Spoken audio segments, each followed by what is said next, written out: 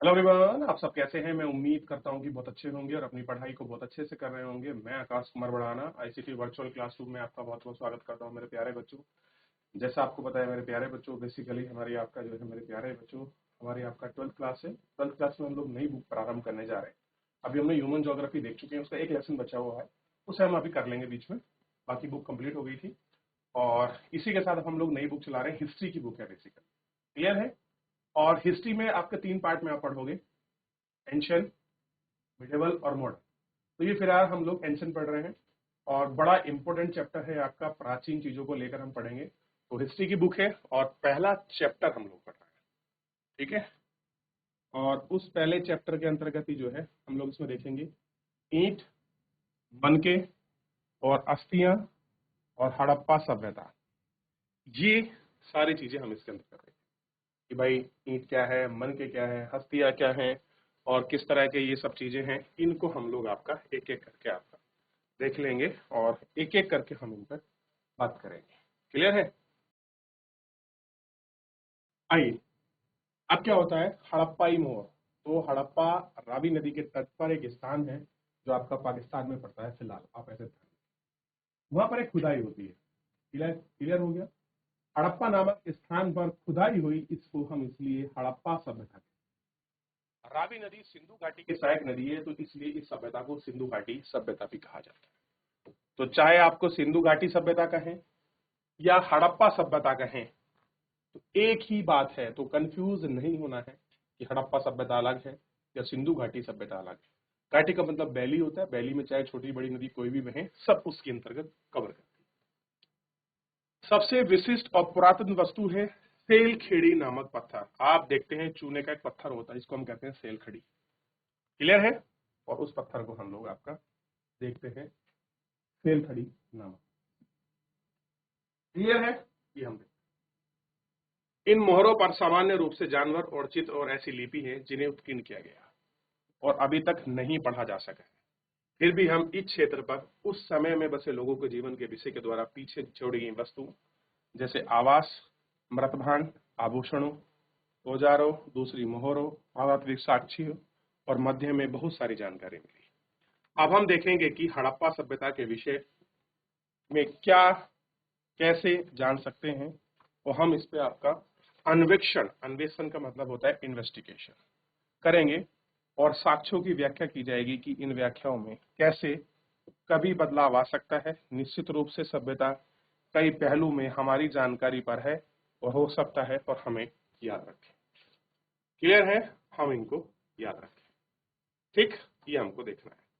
अब सबसे पहले आपके सामने चित्र है, इस आप चित्र को देखिए।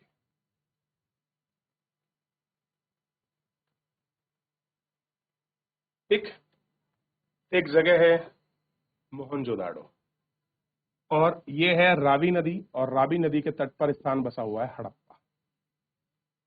अब देखिए सिंधु नदी बहती है, सिंधु नदी की ये सहायक नदियां हैं, झेलम, चिनाब, रावी, सतलज, व्यास भी आती है तब से, व्यास।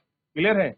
यही आपका बालाबरी, कालीबंगन, राखीगढ़ी, मिथल, गेरेवाला, कोट कोटादजी, चाहुंदड़ो, बालाकोट, मोहनजोदड़ो, धोलावीरा, साबरमती, लोथल, माहे और ये मांडा पड़ता है JNK में। तो ये जो सारी चीजें हैं ये क्या है? ये हड़प्पा ऑब्लिक सिंधु घाटी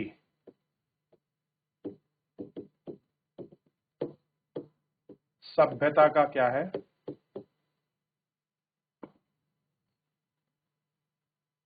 सिंधु घाटी सभ्यता का ही इनको हम आगे बढ़े। क्लियर है?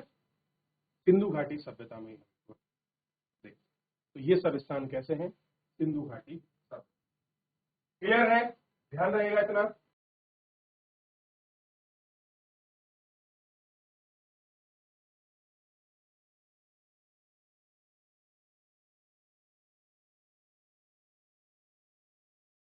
आगे देखें,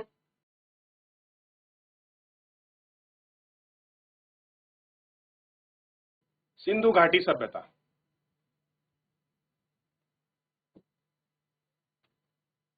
को हड़प्पा संस्कृति भी कहा जाता है। संस्कृति शब्द का प्रयोग पुरातत्व में ऐसे समूह के लिए करते हैं जो विशिष्ट शैली के होते हैं, जैसे एक विशेष भौगोलिक क्षेत्र, कालखंड सभ्यता के हैं। विशिष्ट पुरातत्व मोहर, मन के बाट, फलक और पक्की हुई ईंटें सम्मिलित हैं। अफगानिस्तान, जम्मू कश्मीर, बलूचिस्तान, पाकिस्तान, गुजरात जैसे क्षेत्र से मिलती है। दूसरी लंबी दूरी की तय करती है। सभ्यता का नामकरण हड़प्पा नामक स्थान पर हुआ, जहां संस्कृति पहले खोजी गई थी। फिर इसका काल निर्धारण 1900 ईस्वी के आसपास हुआ। इस सभ्यता में हम संस्कृति का अस्तित्व कहते हैं और आरंभिक परावर्तित सभ्यता या संस्कृति सभ्यता को अलग करने या इन सब चीजों के लिए हम देखते हैं और इन सब चीजों के लिए हम इसको जानते हैं। क्लियर है? यहाँ पर बाट और मन के पाए जाते हैं। अब आपने एक शब्द देखा होगा बीसी, हिंदी में कहते हैं ईसा पूर्व, जिसका मतलब है बिफोर क्राइस्ट, यानी कि ईसा से पूर्व। और कभी आपने देखा होगा एडी, हिंदी में एडी का मतलब होता है ईसवी, इसे लिखा होता है एनो डोमिनियन, यानी कि दो लैटिन शब्द से बना है, जिसका तात्पर्य है ईसा मसीह के जन्म के वर्ष। एनो डोमिनियन का मतलब है ईसा मसीह के जन्म के साथ जो घटना है। आजकल एडी की जगह सीई, यानी कि जहां पर हम एडी लिखते हैं आफ्टर डोमिनियन या एडो डोमिनियन लिखते हैं इसको, अब इसकी जगह क्या लिख रहे हैं? सीई लिखना शुरू किया है। क्लियर है? और बीसी की जगह बिफोर, बीसी जगह लिख रहे हैं, बीसी की जगह हमने क्या लिखा है? बीसीई, ई लिखना शुरू कर दिया है। क्लियर है? तो ये थोड़ा सा अंतर आ गया है। ठीक, और अब जैसे ईसी शब्द का प्रयोग कॉमन एरा के लिए होता है, बीई शब्द का प्रयोग बिफोर कॉमन एरा के लिए। तो बीईसी का मतलब क्या है? Before common era. क्लियर है? ये क्या है? Before common era. इन शब्दों का प्रयोग हम विश्व के अधिकांश देशों में कॉमन एरा का प्रयोग करने के लिए हो जाता है, और कभी कभी बिफोर एरा शब्द का प्रयोग होता है, जिसका मतलब है बिफोर प्रोजेक्ट, और हम इसे देखते हैं और इसके साथ ही हम इन सब चीजों को देखते हैं। क्लियर है? आगे देखते हैं, आगे बढ़ते हैं, आप इसको ध्यान रखिए। क्लियर है? चलिए, देख लिया, पढ़ लिया, समझ लिया, इतना समझिए, कोई डाउट है तो पूछे। क्लियर है?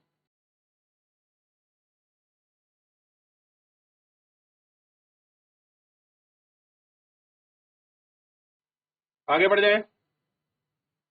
आरंभ। इन क्षेत्रों में विकसित हड़प्पा के पहले भी कई संस्कृतियां अस्तित्व में थीं।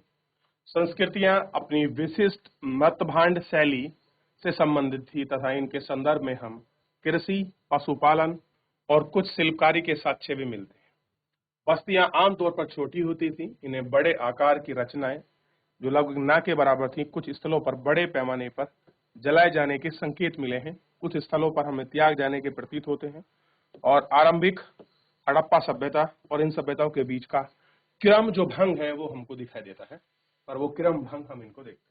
सही समझ में? तो क्रम भंग क्या है, किस प्रकार से क्रम भंग होता है, ये क्या सारी चीजें हैं और किस तरीके से हम क्रम भंग को देखते हैं, ये सारी चीजें हम इस पर बात करते हैं। क्लियर है?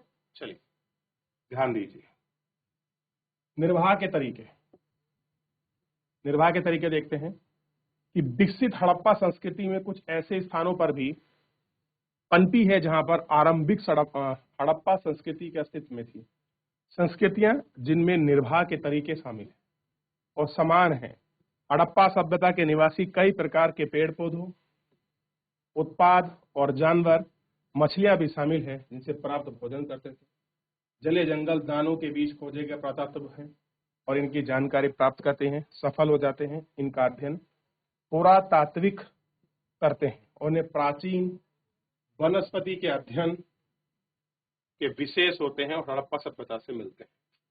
आज दोनों गेहूं, जौ, दाल, सफेद चना, तिल शामिल है और ये सब इनसे प्राप्त होते हैं।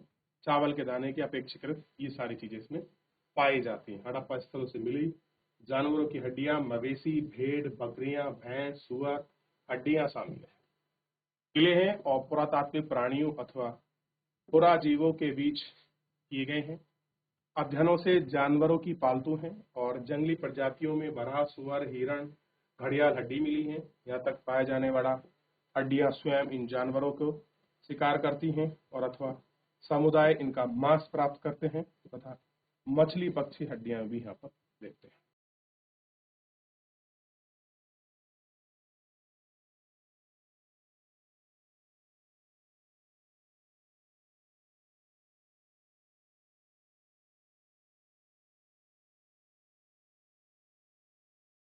अनाज के दोनों से कृषि के संकेत मिलते हैं।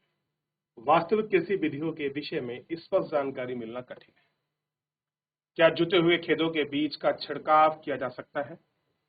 मोहरों पर किए गए रेखांकन और मूर्तियां इंगित करती हैं कि भरसक के विषय में जानकारी और आधार पुरातत्व माना गया है कि खेत जोतने वाले के लिए बैलों का प्रयोग होता है।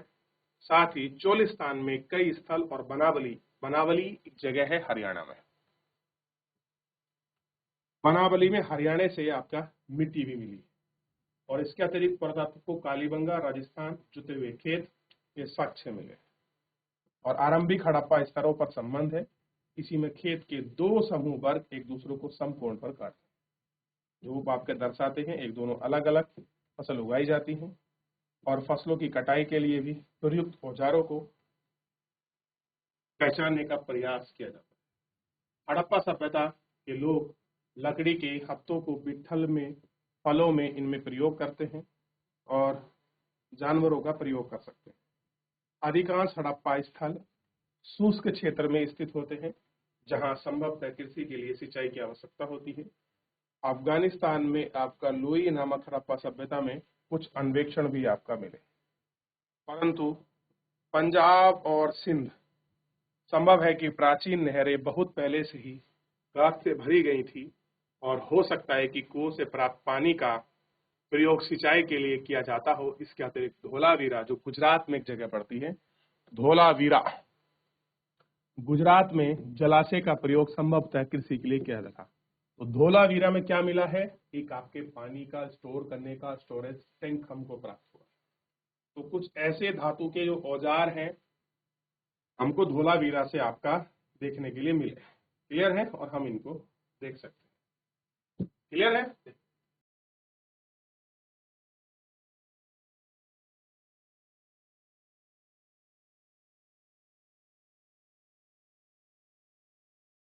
चलिए, हो गया। अब हम बात करते हैं कोई वस्तु आपके पुरातात्विक वस्तु है, इसकी पहचान कैसे की जाती है। ठीक, और इनकी पहचान कैसे की जाती है, क्यों करते हैं, देखते हैं। भोजन तैयार करने की प्रक्रिया में अनाज पीसने के यंत्र तथा उसके आसपास से मिलने वाले मिश्रण तथा पकाने के लिए बर्तन की आवश्यकता, इन सभी के पत्थर, धातुआं, मिट्टी के बनाए जाते हैं। यहाँ तक कि एक महत्वपूर्ण हड़प्पा मोहनजोदड़ो में उत्खनन बसे हुए टिप्पणी सब देखते हैं। अबतल चक्कियां संख्या में मिली हैं और ऐसा प्रतीत होता है कि पिसे हुए अनाज में आपका प्रौद्योगिकी एकमात्र संसाधन है जहां साधारणतः ये चक्कियां कठोर कंकीले बलुआ पत्थर से निर्मित है और आमतौर पर इन पर अत्यधिक प्रयोग के संकेत मिले हैं। चूंकि चक्कियों के तल उतल हैं, नीचे रूप में है और मिट्टी में जमाव रखा है और रोका जा सकता है। दो प्रमुख चक्कियां हैं और एक दूसरा छोटा और आगे पीछे, जिसमें आपका निचला पत्थर खोखला था, दूसरा जिनका प्रयोग हम संभवतः केवल सालाना आप कितारी बनाने, जड़ी बूटी तथा आपके मसाले कूटने के लिए किया जाता होगा। इससे दूसरे पत्थर में हमारे पास श्रमिकों द्वारा सालाना पत्थर का नाम दिया गया है और हमारे यहाँ रसोई का प्रयोग संग्रहालय की उधार, अष्टक और इन सब चीजों में हमने देखा है।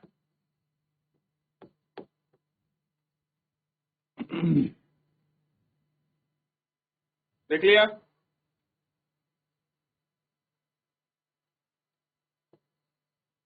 चलिए आगे बढ़ जाए।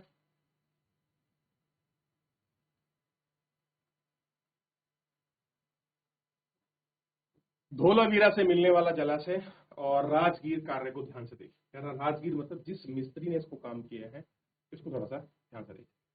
अच्छा, आपने पानी की बावरी देखी है कभी? जो पानी की बावरी है, आप उन पर नजर मारिए। पानी की बावरियों को आप थोड़ा सा, आपको सुस्पष्ट अंतर समझ आएगा पानी की बावरियों को देखकर कि किस प्रकार पुराने जमाने में पानी को जो हम लोग संरक्षित करते थे, कैसे हम उनको रखते थे। ये सब आपको देखने का मौका मिल जाएगा वहां पर, आप उसको समझ पाओगे।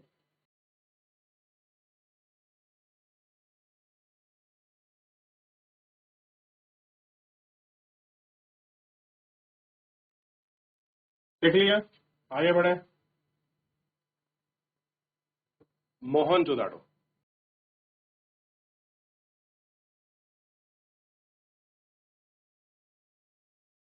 एक नियोजित और शहरी केंद्र है। संभवतः हड़प्पा सभ्यता का एक अनूठा पहलू शहरी केंद्रों का विकास किया है। एक केंद्र मोहनजोदाड़ो को अक्सर सूक्ष्मता से देखते हैं। मोहनजोदाड़ो सबसे प्रसिद्ध और पूरा स्थल है। सबसे पहले खोया गया है हड़प्पा स्थल पर।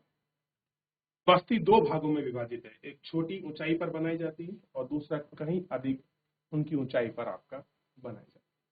तो अगर आप हड़प्पा को देखोगे तो दो तरफ शहर बने हैं, एक शहर जो है हाइट पर बना हुआ है, एक साइड आपका नीचे बना हुआ है। तो दो अलग अलग प्रकार से आपके शहर, उन दोनों शहरों को आप यहाँ इसमें देख सकते हो। ये दुर्ग है, यानी कि दुर्ग का मतलब होता है किला, जिसको हम फोर्ट कहते हैं, फोर्ट, फोर्ट। और ये है निचला शहर। क्लियर है? ये आपको देखना चाहिए। ठीक, क्लियर होगा आपको।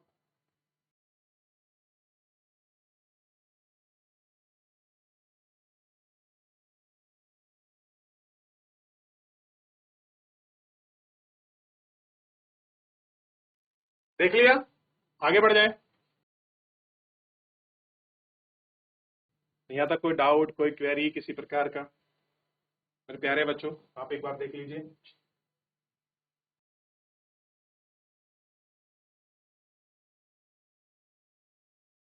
इन्हें पाठ्यक्रम से दुर्ग और निचला शहर का नाम जाना जाता है। इनको दुर्ग कहते हैं और निचला शहर के नाम जाना जाता है।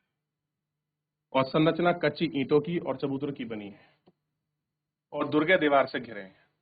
और इसके अलावा है, और दीवार से घिरा है, इसके अतिरिक्त कई भवन ऊंचे चबूतरे पर बनाए जाते हैं जो नवीन कार्य करते हैं। यदि श्रमिक प्रतिदिन घन मीटर ढोता है तो उसका आधार 40 लाख श्रमिक दिवस के अर्थात बड़े पैमाने पर आपका श्रमिक करना पड़ता है। कुछ और देखिए, एक बार चबूतरे को यथार्थ बनाए रखने के लिए शहर का सारा भवन निर्माण कार्य चबूतरे पर एक निश्चित क्षेत्र तक सीमित है। इसलिए प्रतीत होता है कि बस्तियों का नियोजन किया गया है और फिर उसके अनुसार क्रियान्वयन। नियोजन की लक्षणें ईंट पर शामिल हैं, भले ही धूप में सुखाकर अथवा भट्टी में पकाकर बनाई गई है। अनुपात होता है जहां लंबाई और चौड़ाई ऊंचाई में क्रम से 4 गुना और 2 गुनी होती है। इस प्रकार इनकी भट्टों की ईंट और हड़प्पा सभ्यता में बसाई गई चीजों को हम लोग इसमें देख सकते हैं। तो अलग अलग तरीके के पैमाइश है, पैमाने हैं, चबूतरे हैं, जो हमको इसके अंतर्गत आपका दिखाई दे रहे हैं और जो हम इनको अच्छे से देख।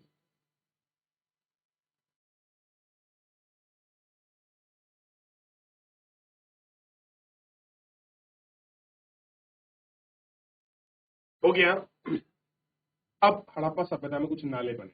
अब देखिए, इस प्रकार के जो आपके प्रवेश द्वार हैं वो आपको यहाँ पर मिले हैं और इन प्रवेश द्वारों को भी आप देख सकते हैं। क्लियर है? देख लिया आप लोगों ने?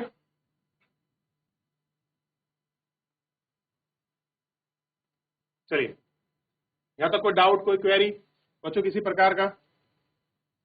ठीक है, पीछे कुछ देखना है। देखिए किस प्रकार के दुर्ग हैं, कैसे कैसे बसे हुए क्षेत्र हैं।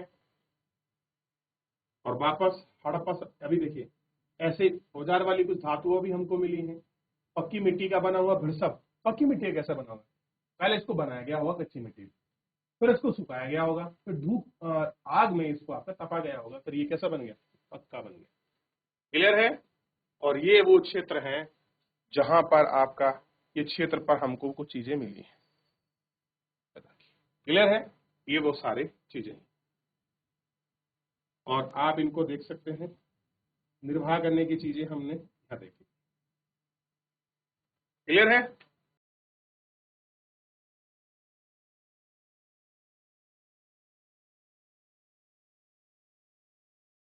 देख लिया, वाट, फलक, मन के कितने सुंदर है बिना किसी इतनी अच्छी तकनीकी की वजह से। लेकिन कुछ ना कुछ तो आपका तकनीकी उस जमाने में रही होगी जो इतना सुंदर ये सारी चीजें बनी हैं और आपको ये दिखाई भी दे रही हैं। चलिए तो फिलहाल मेरे प्यारे बच्चों आज के इस लेक्चर में इतना ही। मिलेंगे हम लोग नेक्स्ट लेक्चर में, तब तक अपना ध्यान रखिए, स्वस्थ रहिए, अपनी पढ़ाई को अच्छे से करते रहिए। मुझसे जुड़ने के लिए बहुत बहुत धन्यवाद।